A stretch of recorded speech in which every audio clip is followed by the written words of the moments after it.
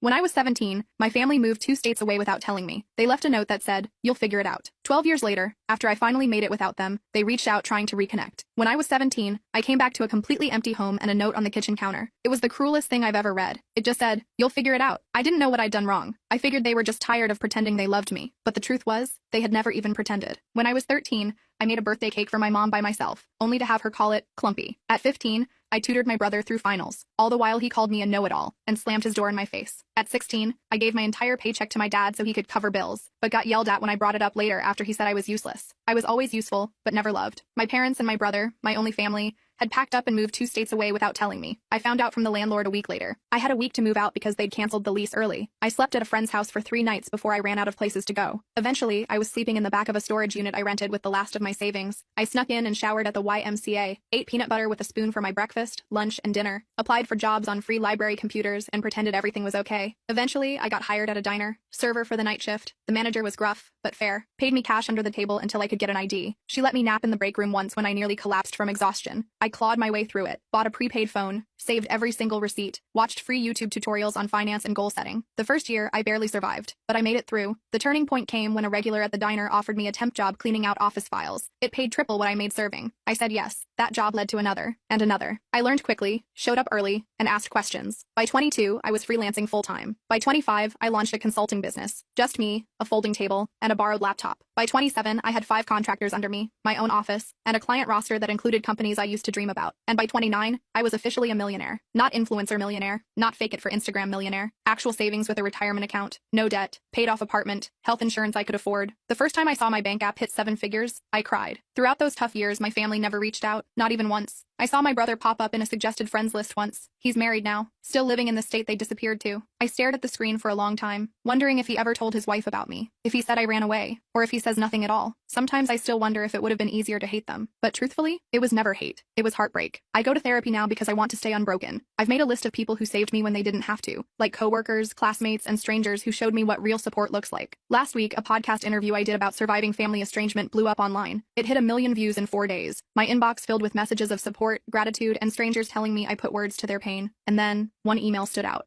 The subject line, "You're still our daughter." It was from my mom. No apology. Just a paragraph about hearing my side and how maybe we could talk. Then another message, this time from my brother. "We miss you. Can we fix this?" I stared at the screen for a long time before closing the laptop. I sat with it and wondered if healing means looking back or staying forward. I didn't respond right away, so I needed time to process. My therapist, Melissa, suggested I take at least a week before making any decisions. "Give yourself space to feel whatever comes up," she said during our session. "There's no rush to respond." So I did. I focused on work, went to the gym, had dinner with friends. Normal stuff. But those emails haunted me. I kept opening them, reading them, closing them again. My mom's message felt cold, clinical almost, like she was reaching out to a distant acquaintance. My brother's was shorter but somehow felt more genuine. I couldn't stop thinking about them. After 10 days, I decided to reply to my brother first. Just something simple. I wrote, "It's been 12 years. What changed?" Then I hit send before I could overthink it. His response came within an hour. He said the podcast made him realize what they'd done. He claimed he was only 15 when they left me, that he didn't have a choice, that he'd always wondered about me, that he'd looked me up online a few times over the years but never had the courage to reach out, that seeing me successful made him proud. I didn't buy it. Not completely. If he'd been so concerned, why wait until I was publicly successful? I asked him exactly that. His next email was longer. He admitted that money was tight for them, that my parents' business had failed, that his wife was pregnant with their second child, that medical bills were piling up. I felt my stomach drop. There it was, the real reason. I didn't respond for another week. Then my mom sent a follow-up email with old family photos attached. Pictures of me as a baby. Pictures of us at the beach when I was maybe 5 or 6. Pictures of me and Michael building a snowman. Happy moments that felt like they belonged to someone else's life. At the bottom of the email she wrote, "We made mistakes. We want to make amends." I showed the emails to Melissa during our next session. She reminded me that I was in control, that I could set boundaries, that I didn't owe them anything. But she also said that closure might help me move forward, whether that meant reconciliation or a final goodbye. I nodded along, but inside I felt conflicted. Part of me wanted to tell them to go to hell. Another part wanted to understand why they left me. And a tiny, stupid part of me still wanted them to love me. I decided to meet my brother first. Just him. No parents. We arranged to meet at a coffee shop in Chicago, halfway between where we both lived. I flew in that morning, checked into a hotel, and tried to calm my nerves. I almost canceled 3 times. But at 2 p.m., I walked into that coffee shop and saw him immediately. He looked older, heavier, with a receding hairline, but his eyes were the same. He stood up when he saw me, awkward and uncertain. I didn't hug him. We just sat across from each other with our coffees, like strangers. The first 20 minutes were painful. Small talk about the weather, about my flight, about his drive. Then he started apologizing. Emma, I'm so sorry, Michael said, his voice cracking. I was just a kid when it happened. I didn't know they were planning to leave you behind until it was too late. I was too scared to stand up to them. I just listened, watching his face for signs of deception. He seemed sincere, but I'd been fooled before. I asked him the question that had haunted me for 12 years. Why me? Why was I the one left behind? He looked down at his coffee. They always saw you as the strong one, the independent one, the one who would be fine on your own. They thought you didn't need them as much as I did. They convinced themselves you'd be better off without them. It was the most ridiculous thing I'd ever heard. I told him about the storage unit, about eating peanut butter for weeks, about showering at the YMCA and working night shifts at 17. His face crumpled. I didn't know, he whispered. They told me you had a plan, that you wanted to stay behind, that you were going to live with a friend's family, that you'd chosen to separate from us. All lies. By the end of our meeting, I wasn't sure what to think. He seemed genuinely remorseful. He showed me pictures of his wife and daughter, told me about his job as an accountant, asked about my business, didn't directly ask for money, which surprised me. When we parted, he hugged me. I let him, but I didn't hug back. I just stood there, arms at my sides, feeling nothing. Back at my hotel, I called Melissa, told her everything. She pointed out that while my brother seemed sorry, he was still framing himself as a victim rather than acknowledging his role in my abandonment. She was right. He'd been 15, not 5, old enough to pick up a phone, old enough to send an email, old enough to check on me at some point in 12 years. That night, my mom called. I hadn't given her my number, so Michael must have. I almost didn't answer, but curiosity won out. Her voice sounded older, raspier. She cried when I said hello, started talking about how proud she was of me, how she'd always known I would succeed, how special I was. I let her talk herself out. Then I asked her the same question I'd asked my brother. Why me? Her answer was different. We were in debt, Emma. We couldn't afford 3 mouths to feed. We knew you were smart enough to make it on your own. We figured you'd go to social services and get placed with a better family. We thought we were doing you a favor. I hung up on her, blocked her number immediately, threw my phone across the room and screamed into a pillow. The next morning, I had an email from my dad. First contact in 12 years. He didn't apologize. Instead, he wrote about how hard their lives had been, about medical bills and failed businesses, about how Michael's wife needed surgery, about how they were facing eviction. Then, at the very end, he asked if I could help the family out. Not a single question about my life, not a single acknowledgement of what they'd done. I forwarded the email to Melissa with the subject line, and there it is. She called me immediately, despite it being Sunday. We talked for an hour, about boundaries, about forgiveness versus reconciliation, about the difference between helping someone and enabling them, about what I actually wanted versus what I thought I should want. By Monday morning, I had made my decision. I emailed my brother, told him I was glad we'd met, that I understood he was in a difficult position when we were younger, that I was willing to have a relationship with him and his family, but with clear boundaries. No money, no loans, no financial support of any kind, and no relationship with our parents until they took full responsibility for their actions. His response was immediate and telling. I'm really disappointed, Emma, he wrote. Our parents really need help. Families should support each other. You're being selfish with your success. All the guilt buttons they'd installed in me as a child, pushed at once. I didn't respond. Instead, I booked an appointment with Melissa and a vacation to Bali. I needed space to process everything. 3 days later, Michael called, left a voicemail apologizing for his email, said he understood my position, said he still wanted a relationship on my terms, said he'd respect my boundaries. I listened to it twice, trying to decide if he was sincere or just changing tactics. I decided to give him one more chance, but with my guard up. I went to Bali anyway, spent 2 weeks on the beach, hiking through rice fields, and meditating. I needed the distance. When I got back, I had 6 more emails from my dad, each more desperate than the last. I didn't read past the subject lines. I also had a text from Michael asking if we could talk again. I agreed to a phone call, nothing more. The call started okay. He apologized again for pushing. I've been thinking a lot about what you told me, he said. I'm in therapy now too. I believed that part. He sounded different, less defensive. We talked about his kids, about my business, normal stuff. Then he mentioned that our parents were coming to visit him next weekend, asked if I would consider meeting them, just for an hour, in a public place. I felt my chest tighten. I'm not ready for that, Michael. He pushed a little but backed off when I got quiet. After we hung up, I called Melissa. We had an emergency session that night. She helped me realize I was afraid of seeing them. Not because I hated them, but because I still craved their approval. Still wanted them to love me. Still wanted to be enough. It was pathetic, but it was true. I cried for an hour in her office. The next day, Michael texted again. Said our mom was crying all night after he told her I wouldn't meet them. Said our dad was talking about driving to my city anyway. I felt panicky. Blocked Michael's number immediately. Then I called my assistant and told her I was working from home for the week. Ordered groceries for delivery. Basically hid in my apartment like a scared kid. On Wednesday, the doorman called up. Said there was a couple asking for me. Wouldn't give their names. I knew instantly. Told him I wasn't accepting visitors. 5 minutes later, my phone rang from an unknown number. I let it go to voicemail. It was my dad. Emma, we drove 8 hours to see you, his angry voice said. You're being childish. We deserve a chance to explain. I deleted the message and turned off my phone. Thursday morning, I woke up to someone pounding on my door. I froze in bed, heart racing, checked the peephole. It was them, my parents, standing in my hallway like they had any right to be there. Emma, please. My mom's voice came through the door. We just want to talk to you. We know you're in there, my dad added. We love you. We're sorry. sorry. I didn't open the door. I sat on the floor with my back against the wall, shaking. Eventually, they left. I called building security immediately, told them not to let those people up again. The guard sounded concerned, asked if I needed police. I said no, just don't let them up. Then I called Melissa. She came over on her lunch break, brought me a sandwich and sat with me while I cried, told me I had every right to set boundaries, that I didn't owe them a meeting, that what they were doing was harassment, not reconciliation. After she left, I got an email from Michael. He was furious, said I'd humiliated our parents, said they were staying in a cheap motel they couldn't afford because they were so desperate to see me, said his wife needed surgery next month and they were hoping I could help, said I was being cruel. I didn't respond. Friday morning, I decided I needed to leave town for a while, booked a flight to visit my friend Rachel in Portland. She'd been one of the people who helped me when I was homeless, let me crash on her couch for a week when I had nowhere else to go. I trusted her completely. I was throwing clothes in a suitcase when my phone rang. Unknown number again. I ignored it. 10 minutes later, my doorman called, said there was a woman downstairs having what looked like a medical issue, said she was asking for me by name, claimed to be my mother. I felt sick, told him to call an ambulance if she needed help, but I wasn't coming down. He sounded uncomfortable but agreed. I finished packing and headed downstairs an hour later, checked the lobby carefully before entering. No sign of them. I felt relieved but also weirdly guilty. The doorman gave me a strange look as I passed, told me the ambulance had come, that the woman had been having chest pains, that she'd been taken to Memorial Hospital. I nodded and hurried out to my waiting Uber. At the airport, I got another call from Michael. I almost didn't answer, but something made me pick up. Mom had a heart attack. He was crying. She's in surgery. This is your fault for stressing her out. I hung up on him, called Melissa instead. She answered immediately. I told her what happened, asked if I was a terrible person. Emma, listen to me, she said firmly. You are not responsible for your mother's health. This feels like another manipulation tactic. Get on your plane and take care of yourself. I did. Spent the weekend with Rachel, told her everything. She remembered when my family abandoned me, remembered how broken I'd been. She was furious on my behalf. They don't deserve a minute of your time, she said, pouring me another glass of wine. Not after what they did to you. It felt good to have someone so firmly in my corner. Sunday night, I got an email from my dad. My mom was stable, had a stent put in, would be released Tuesday. The email ended with, she's asking for you. Don't you think you've punished us enough? I showed Rachel. She rolled her eyes so hard I thought they might get stuck. Told me this was textbook guilt tripping. I knew she was right, but part of me still felt responsible. I flew home Monday, found flowers outside my apartment door. The card said, please call us. We're staying at the Holiday Inn until Wednesday. No apology, no acknowledgement of boundaries, just another demand. I threw the flowers in the trash chute. Tuesday morning, I got a text from an unknown number. It was a photo of my mom in a hospital bed, looking pale and small. The message said, she might not have much time left. Do you really want to live with this regret? I blocked the number, called Melissa. She suggested I take a social media break, change my number, maybe even stay with a friend for a while. I agreed, called my assistant and told her I'd be working remotely for 2 weeks, packed another bag. Before I could leave, my doorman called again, said there was a young woman downstairs asking for me, said she had a small child with her, said she claimed to be my sister-in-law. I felt cornered. These people wouldn't stop. I told the doorman to send her up, decided to face this head on. The woman who knocked on my door looked exhausted, had dark circles under her eyes, was holding a sleeping toddler against her shoulder. I'm Jenny, she said quietly, Michael's wife. I came alone because I wanted to talk to you without family drama. I let her in reluctantly, offered her water. She accepted gratefully. Jenny put her sleeping daughter on my couch, tucking a blanket around her. Then she sat at my kitchen table and started talking. I only learned about you 3 years ago, she admitted. Michael told me you ran away at 17, cut contact with the family. I always thought it was strange but never pushed. Hearing your podcast was a shock. I confronted him, and he finally admitted the truth. I just listened, not sure what to believe anymore. Jenny seemed sincere. I'm horrified by what they did to you, she continued. I insisted Michael reach out, but I had no idea they were going to ask you for money. I'm embarrassed and angry about that. Yes, I do need surgery for a thyroid condition, but we have insurance. Your parents are the ones in financial trouble, not us. I asked her why she'd come. She looked me straight in the eyes. You deserve to know the whole truth, she said. Your parents have been telling everyone you abandoned the family, that you were mentally unstable, that you stole money from them before disappearing, that they spent years looking for you. All lies to cover what they'd done. I felt like I'd been punched. How do you know this is true? She pulled out her phone, showed me Facebook posts from years back. My mom asking for prayers to find her troubled daughter. My dad claiming I'd taken their savings before running away. Posts about hiring private investigators, about checking homeless shelters. All carefully crafted to make them look like victims. All dated years after they'd abandoned me. Jenny apologized for being part of it, even unknowingly. Said she'd confronted my parents too. That they'd admitted everything to her when she threatened to tell the whole family the truth. That they were desperate now because their lies were unraveling. That my podcast had people asking questions they couldn't answer. Her daughter woke up then. A cute little girl with curly hair. This is Lily, Jenny said softly. She's 3. I have another daughter on the way. I want my children to know their aunt, but only if you want that too. No pressure, no guilt. Just an open door if you ever choose to walk through it. After they left, I sat in my apartment for hours, processing, called Melissa again, told her everything Jenny had said. She wasn't surprised. Abusers often control the narrative, she explained. They create alternate realities where they're the victims. She asked what I wanted to do now. I honestly didn't know. That night, I got another email from my dad. This one was different, angry, threatening. Said if I told lies about them online, they would sue me for defamation. Said they had proof I'd stolen from them. Said they'd go to the media with their side if I didn't take down the podcast and issue a public apology. Said they expected financial compensation for the damage to their reputations. I forwarded it to Melissa, then to my lawyer, Marcus. He called me immediately. This is empty threatening, he assured me. Truth is an absolute defense against defamation. Save everything but don't respond. I'll handle it if they actually file anything, which I doubt they will. People who are actually going to sue don't usually announce it first. The next day, I got a call from Michael. I let it go to voicemail. He sounded panicked. Emma, Jenny told me she visited you. Our parents are furious. They're saying terrible things about her now too. I'm scared they're going to try something desperate. Please call me back on Jenny's phone, not mine. I didn't know what to believe anymore. Called Marcus again. He suggested meeting Michael and Jenny somewhere public, with him present as my lawyer, just to hear them out. I agreed reluctantly. We set up a meeting at a restaurant near Marcus's office for the next day. They showed up on time. Both looked terrible. Stressed. Exhausted. Jenny had a bruise on her arm she kept trying to hide. Michael couldn't make eye contact. I'm Marcus, Emma's attorney, he said as we sat down, which made Michael flinch. But we sat down, ordered coffee, and they started talking. The story that came out was worse than I'd imagined. My parents had been living off Michael for years, moving in and out of his house, taking money for emergencies, watching his kids while criticizing his parenting. When Jenny confronted them about me, my dad had grabbed her arm, hard enough to leave marks. Michael had kicked them out. They were now staying in a motel, calling constantly, showing up at his work. I listened without interrupting, watched my brother break down as he described how our parents had controlled him his entire life, how they'd convinced him I abandoned them, how he'd been too scared to question their version of events, how he'd been trapped in their web of manipulation and lies for 12 years, how he was terrified they would hurt Jenny or the kids. Marcus asked careful questions about financial entanglements, about house titles and bank accounts, about whether my parents had keys to their house. Michael answered everything, said they'd co-signed his mortgage, said his dad was still on his bank account from when he was in college, said they had spare keys, said they knew all his passwords. Marcus took notes, occasionally glancing at me. By the end of the meeting, I felt drained but clearer. This wasn't just about me anymore. Michael and Jenny were victims too, in their own way, different from me, but still trapped. Marcus suggested they speak to a lawyer of their own, gave them a colleague's card, told them to change their locks, passwords, and bank accounts immediately. They nodded, looking overwhelmed but grateful. As we were leaving, Michael hugged me. This time, I hugged him back. It wasn't forgiveness, not yet, but it was something. A recognition that we'd both been damaged by the same people, that maybe we could help each other heal. That night, I got a series of increasingly unhinged texts from my parents' numbers. Accusations, threats, guilt trips. I blocked them all. Then I called Jenny, asked if they were safe. She said yes. They'd changed the locks, stayed with friends the night before, were looking into a restraining order. I felt relieved but still worried. The next morning, I woke up to my phone ringing. It was Jenny, hysterical. They broke into our house, she sobbed. They took Lily's baby photos, important documents, Michael's laptop. They left a note. Family matters should stay in the family. I told her to call the police immediately, said I'd meet them at their house, called Marcus on my way. When I arrived, there was a police car outside their house. An officer was taking statements in the living room. The place was a mess. Drawers pulled out, papers scattered. Michael was sitting on the couch, head in his hands. Jenny was pointing out missing items to the officer.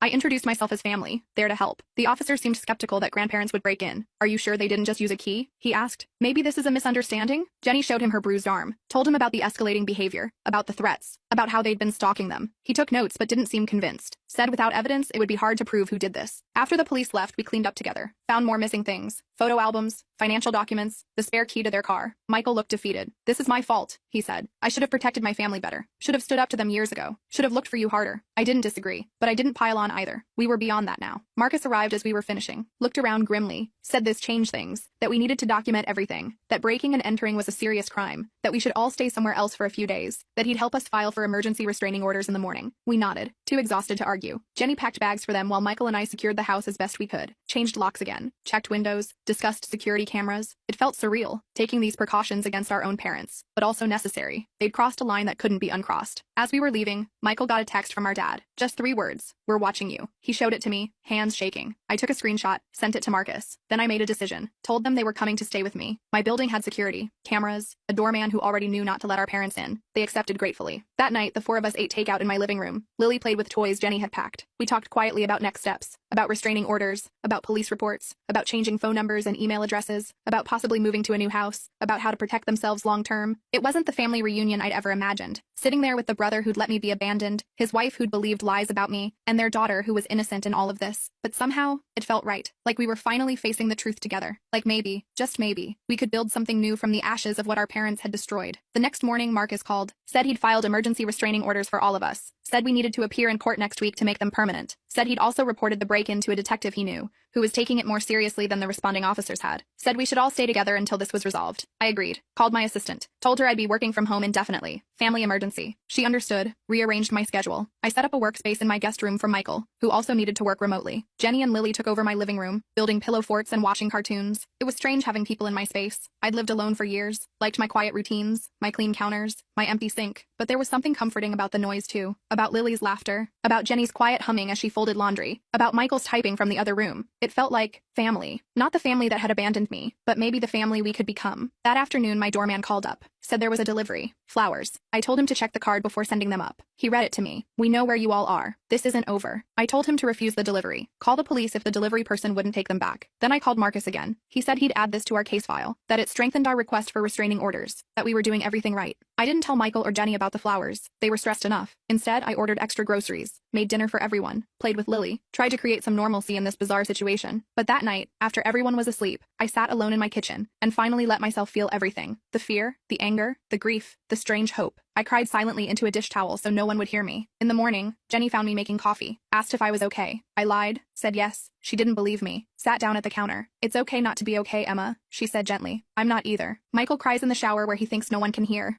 Lily keeps asking when we can go home. This whole situation is terrible, but I'm grateful we're facing it together. I looked at her, this woman I barely knew who was somehow now part of my life. Asked her why she'd come to me that first day, why she'd chosen to believe me over the family she'd known for years. She smiled sadly. I've always felt something was off about your parents, about the stories they told, about the way they controlled Michael. The podcast confirmed my suspicions. I couldn't let my daughters grow up thinking abandoning a child was ever acceptable. We hugged then. First time. It felt awkward but genuine, like the beginning of something. Not friendship exactly, not yet, but understanding. Solidarity. A shared determination to break the cycle of mistreatment that had damaged us all. The next few days fell into a routine. Working, cooking, playing with Lily, checking in with Marcus, jumping at unexpected noises, flinching when phones rang, living in a strange limbo of domestic normalcy and underlying tension. We were safe but not at peace. Together, but still healing. Family, but still learning what that meant. On Friday, Marcus called with news. The detective had found evidence. Security footage from a gas station near Michael's house showed our parents' car parked there during the time of the break-in. The restraining order hearing was set for Monday. He was confident we'd get approved. We all felt relieved but still anxious, still waiting for the next escalation. It came that night. A brick through Michael's car window in the parking garage. No note this time. No need for one. The message was clear. The building security footage showed a man in a baseball cap, face carefully turned away from cameras. We couldn't prove it was our dad, but we all knew. Filed another police report, added it to our case file, tried not to let Lily see how scared we were. Sunday night, we sat together making a plan for court. What to wear, what to say, what evidence to bring, how to explain our family history without sounding crazy, how to make the judge understand the pattern of escalation, how to protect ourselves legally and physically. It felt surreal discussing our parents this way, like talking about strangers, dangerous strangers who happened to share our DNA. As we talked, my phone pinged with an email notification from my mom. Subject line, last chance. I almost deleted it unread, but something made me open it. It was short, just one line. If you go to court tomorrow, you'll regret it for the rest of your life. I showed it to Marcus, who'd stayed for dinner. He took a screenshot, added it to our file, told me not to respond, said this kind of threat would only help our case. That night, none of us slept well. I kept checking my locks, listening for noises, wondering what my parents might do next, wondering if we were overreacting, wondering if we were underreacting, wondering how my life had come to this point. From abandoned teenager to successful businesswoman to hiding in my own apartment from the people who gave me life. Monday morning arrived with a strange calm. We dressed carefully, business casual, respectable, trustworthy. Jenny arranged for a friend to watch Lily. We drove to the courthouse in separate cars just in case. Met Marcus on the steps outside. He looked confident, briefcase in hand, told us he'd handled dozens of cases like this, that the evidence was strong, that judges took threats seriously, that we'd be protected. As we walked into the courthouse, I spotted them, my parents, standing near the entrance, looking older than I remembered, smaller somehow. My mom saw me first, made a move toward me. My dad grabbed her arm, held her back. They watched us pass, didn't speak, didn't try to approach, just stared with a mixture of anger and something else, something that might have been fear. We filed past them into the building, checked in at security, followed Marcus to the correct courtroom, sat together on a bench, waiting for our case to be called. I could feel my parents enter behind us, could sense them sitting on the opposite side of the room, could almost hear their whispered conversation. But I didn't turn around, kept my eyes forward, focused on breathing. The judge called our case. We stood, walked forward, took our places. Marcus presented our evidence calmly. The break-in, the threatening texts, the flowers, the brick, the email, the history of abandonment and manipulation. The judge listened carefully, asked clarifying questions, looked at our parents with increasing concern. When it was their turn, my parents approached the bench. No lawyer, just them. My dad spoke first, claimed we were exaggerating, that they were just trying to reconnect with family, that they'd never broken any laws, that they loved us and wanted to make amends, that this was all a misunderstanding blown out of proportion. The judge asked about the security footage, the threatening messages. My dad denied everything, said it wasn't them on the footage, said their texts were being misinterpreted, said they were the victims here, not us. My mom nodded along, occasionally dabbing at her eyes with a tissue. Then the judge asked them directly about abandoning me at 17. My dad hesitated, started talking about troubled teens, about difficult decisions, about doing what they thought was best. The judge cut him off, asked again, directly, did you leave your minor child alone and move to another state?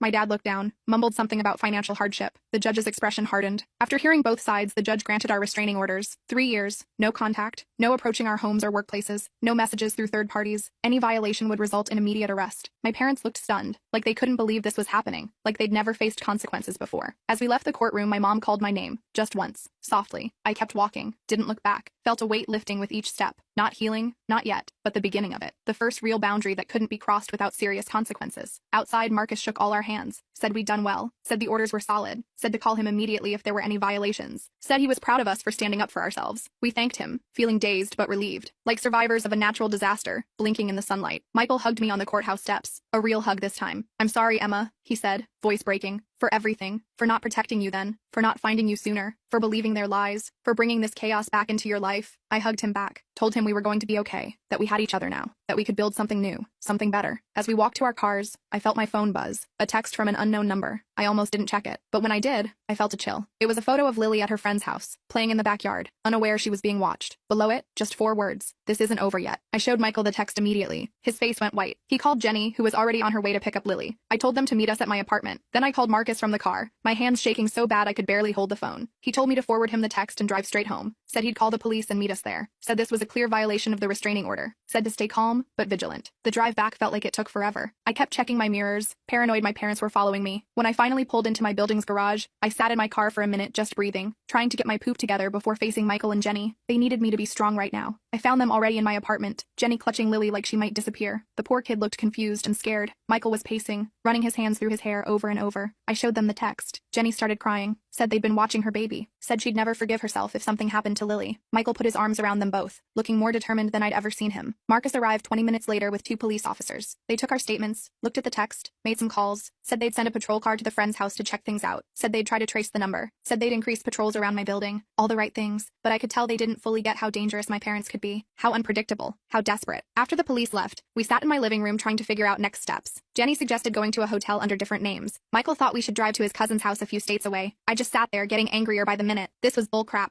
We'd done everything right, followed all the legal channels, got our restraining orders, and they were still terrorizing us, still controlling our lives through fear. I stood up suddenly. "I'm done running," I said. "Done hiding. Done letting them dictate how I live my life. They've already stolen my childhood. I'm not giving them my adulthood too." Michael looked at me like I was crazy. "What are you planning to do?" I honestly didn't know yet, but I knew we couldn't keep living like this. That night, we took turns keeping watch while the others slept. I took the first shift, sitting by my living room window with all the lights off, watching the street below. Around 2 a.m., I spotted a car I recognized, my dad's old Buick. It circled the block 3 times before parking across the street. I took pictures with my phone, then woke Michael. We watched together as our dad sat in his car, just staring up at my building, not approaching, not violating the restraining order technically, just letting us know he was there, watching, waiting. In the morning, I sent the photos to Marcus. He said it was concerning, but not technically a violation since my dad stayed in his car, away from the building. Said to keep documenting everything. Said he'd talk to the detective again. I hung up feeling frustrated. The legal system had limits. Restraining orders were just pieces of paper. They couldn't stop someone determined to hurt you. Jenny and Michael decided to take Lily to a hotel for a few days, somewhere with interior corridors and good security. I helped them pack, hugged them goodbye, promised to check in every few hours. After they left, I sat in my empty apartment feeling strangely calm, like I'd reached some kind of decision point, like I couldn't keep living in this limbo. I called Melissa, told her everything, asked her what she thought I should do. She was quiet for a minute. Then she asked me a question that hit me hard. "What do you actually want from your parents?" Not what I didn't want, not what I was afraid of, but what I actively wanted. I realized I'd never really thought about it that way. After we hung up, I made a list. What I wanted: 1, to live without fear. 2, to have a relationship with my brother and his family. 3, to stop feeling responsible for my parents' actions. 4, to be free of the past. Nowhere on that list was reconciliation with my parents. Nowhere was forgiveness. Nowhere was understanding why they did what they did. I just wanted to be free of them. That afternoon, I did something crazy. I emailed my parents. Just a short message. "I know you're watching my building. I know you're not going to stop. So let's talk. One last time. Tomorrow, noon. The coffee shop on 8th Street. Just me. No police. No lawyers. After that, you leave us all alone forever." I hit send before I could change my mind. I didn't tell Michael or Jenny. Didn't tell Marcus or Melissa. This was something I needed to do myself. For myself. I wasn't naive enough to think my parents would suddenly become reasonable people, but I needed to face them on my terms. Needed to say my piece. Needed to end this cycle once and for all. My dad replied within minutes. Just, "We'll be there." No threats. No guilt trips. Just confirmation. I spent the rest of the day preparing. Not physically. Mentally. Thinking about what I wanted to say. What I needed them to hear. What boundaries I needed to set. I slept surprisingly well that night. Like making a decision had lifted some weight off me. The next morning, I dressed carefully. Not to impress them. Just to feel strong. Confident. I took an Uber to the coffee shop, arriving 15 minutes early. Chose a table in the back corner where I could see the door but wasn't immediately visible from outside. Ordered a coffee I didn't really want. Just sat there, waiting. Surprisingly calm. They arrived exactly at noon. Looking older than they had in court. More tired. My mom spotted me first. nudged my dad. They walked over slowly, like they were approaching a wild animal that might bolt. Sat down across from me without speaking. We just looked at each other for a long moment. These strangers who were my parents, these people who had shaped me in ways they'd never understand. I spoke first. I didn't call this meeting to reconcile, or to give you money, or to hear excuses. I called it to make you understand one thing. It's over. You've lost. Not just the court case. You've lost me, lost Michael, lost your grandchildren, lost any chance at being part of our lives. And if you can't accept that, if you keep stalking us, threatening us, trying to force your way back in, I will destroy you. My dad started to interrupt. I held up my hand. I'm not finished. Then I pulled out my phone, showed them screenshots of all their threatening messages, the photo of Lily, the emails. I've sent copies to everyone in your lives, your siblings, your church, your neighbors, your employers, everyone. Not yet, but I will if you contact any of us again. If you come near our homes, if you so much as mention our names to anyone we knew. My mom started crying. We just want our family back. We made mistakes, but we deserve another chance. We're getting older and don't want to die alone. I looked at her for a long moment. You should have thought about that before abandoning your 17-year-old daughter, before lying to everyone about what you'd done, before breaking into Michael's house, before threatening your own grandchild. My dad got angry then. You're ungrateful. You've always been difficult. You've turned your brother against us. You owe us for raising you. I just laughed. Actually laughed in his face. Do you really think you're entitled to gratitude for doing the bare minimum as a parent for 17 years before abandoning me completely? Do you think your parenting was so stellar that I should be thanking you for it? He didn't have an answer for that, just sat there, red-faced and silent. My mom was still crying, but I felt nothing. No guilt, no sympathy, just a cold clarity that these people were never going to change, never going to take responsibility, never going to be the parents I deserved. I stood up to leave. This is your last warning. Next time you violate the restraining order, I won't just call the police. I'll make sure everyone you know understands exactly what kind of people you really are. I have the resources to make your lives very difficult if you force my hand. I don't want to do that, but I will to protect my family, my real family, Michael, Jenny, Lily, the people I choose. As I walked away, my mom called after me. Do you really hate us that much? I stopped, turned around. I don't hate you. I feel nothing for you. You're strangers to me now, and that's your loss, not mine. I walked out of that coffee shop feeling lighter than I had in years, called Michael from the sidewalk, told him everything. He was upset at first that I'd met them alone, then concerned they might retaliate, but mostly he seemed relieved that someone had finally stood up to them directly, said he wished he'd had the courage to do it years ago. I went back to my apartment, packed a bag, decided to join Michael and his family at their hotel for a few days, just to be safe. When I got there, Lily ran to hug me. Auntie Emma, she called for the first time. I almost cried. Jenny hugged me too, said she was proud of me, said she hoped I'd finally get some peace. Michael just squeezed my shoulder, no words needed. We spent the next few days in a weird limbo, waiting for my parents to make their next move, checking our phones constantly, jumping at unexpected noises, but nothing happened. No calls, no texts, no emails, no sightings of their car, just silence. After a week, Michael and Jenny decided to go home, changed all their locks again, installed security cameras, made plans to put their house on the market, started looking at places closer to my city. I went back to my apartment too, back to work, back to something like normal life. 2 weeks passed, then a month. Nothing from my parents. Marcus checked in regularly, said the detective had confirmed they'd returned to their home state, said the restraining orders were still in effect, said we should stay vigilant but try to move forward with our lives. Slowly we did. Michael found a new job in my city. Jenny enrolled Lily in preschool. They bought a house 20 minutes from my apartment. We had dinner together every Sunday, started building new traditions, new memories, a new kind of family based on choice rather than obligation. I kept expecting to feel something about my parents, grief maybe, or guilt, or anger, but mostly I felt relief, like I'd finally put down a heavy weight I'd been carrying since I was 17, like I could finally focus on the future instead of the past. 6 months after the coffee shop confrontation, I got a letter, forwarded through Marcus so my address stayed private, from my mom. I almost didn't open it, almost threw it away unread, but curiosity won out. It was short, just a few paragraphs. No excuses this time, no demands, just an acknowledgement that they'd hurt me deeply, that they'd failed as parents, that they understood why I wanted nothing to do with them, that they were getting counseling, that they would respect the restraining orders, that they hoped someday I might be willing to hear a proper apology, but understood if that day never came. I showed it to Michael. He got a similar letter. We talked about it over dinner that night, about whether it was sincere, about whether it changed anything, about whether we could ever trust them again. We didn't reach any conclusions, just agreed to take it one day at a time, to prioritize our healing, to protect the family we were building. I keep the letter in my desk drawer, not because I'm ready to forgive, not because I want reconciliation, but because it represents something important. My parents finally recognizing my right to set boundaries, my right to choose who I allow in my life, my right to define family on my own terms. Last week, Lily had her 4th birthday party. Michael and Jenny invited me to help plan it. We had it at my apartment. Balloons everywhere. A cake I ordered from a fancy bakery. Presents piled on the coffee table. Lily running around in a princess dress, laughing. Jenny taking pictures. Michael grilling on my balcony. Friends stopping by throughout the day. So much noise. So much joy. At one point, I stepped into the kitchen for a moment alone, just watching through the doorway as Michael swung Lily around in circles, as Jenny laughed at something a friend said. As my apartment, once so empty and quiet, filled with life and love. I thought about that note on my kitchen counter 12 years ago. You'll figure it out. And I had. Not the way they meant, but I'd figured out what family should be, what love should look like, what I deserved all along. I'm not saying everything's perfect now. I still have trust issues, still go to therapy every week, still have nightmares sometimes about being abandoned, Still flinch when my doorbell rings unexpectedly, but I'm healing. We all are. Building something new from the broken pieces of our past. Something stronger, something chosen, something real. Sometimes people ask if I'll ever reconcile with my parents, if I'll ever let them meet Lily, if I'll ever forgive them for what they did. I don't have answers to those questions yet. Maybe someday, maybe never. But what I do know is this. I'm not defined by what they did to me anymore. I'm defined by what I built after, by the person I chose to become, by the family I chose to create, and that's enough.